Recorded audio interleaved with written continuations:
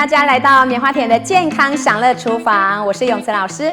那最近呢，很多人在说，到底要如何的保养我们的免疫力？那我今天呢，要跟大家分享的就是增强免疫系统精力汤。那在我们开始分享前呢，各位不要忘喽，在你们的右下角呢，记得要按订阅，然后不要忘了开启你们的小铃铛，因为你们随时都可以收到呢最新的影片。那我们今天呢，增强免疫系统精力汤呢，我们会用到很多抗氧化的食材哦，因为身体呢，在这个时候一定要记得，抗氧化就是抗发炎哦，增加我们身体的抵抗力，那也可以加强我们身体的一个防护力，所以我们就可以选择像苹果啦，哦，苹果的部分呢，含有丰富的苹果酸。我们可以连皮一起吃，因为这些果胶质的部分呢，也可以帮助我们肠内的垃圾排毒。像这个芭乐，哇，这里面的抗氧化的营养素非常的高，对身体的抗发炎是非常好的。那像柠檬的部分呢，里面有高量的维他命 C， 可以增加我们身体免疫能力。那再来奇异果的部分呢，还可以帮助我们润肠。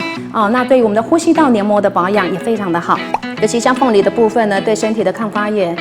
呼吸道的发炎，这个都非常的棒。所以如果要快速的补给均衡的营养，让我们的细胞有活力，这个时候呢，你们就可以选择植物性的藻类，像这个螺旋藻的部分，这个植物性的蛋白质、维生素啦、矿物质啦，一些微量元素的部分，最重要呢，这些伽马亚麻油酸的部分呢，都可以调节我们的免疫哦。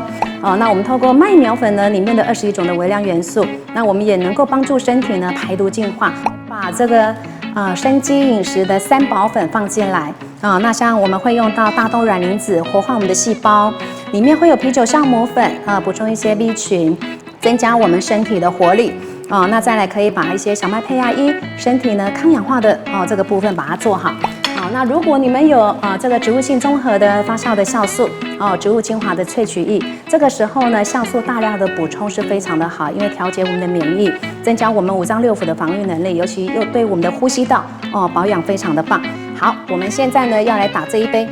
增强免疫系统精力汤，把我们的食材通通放进来。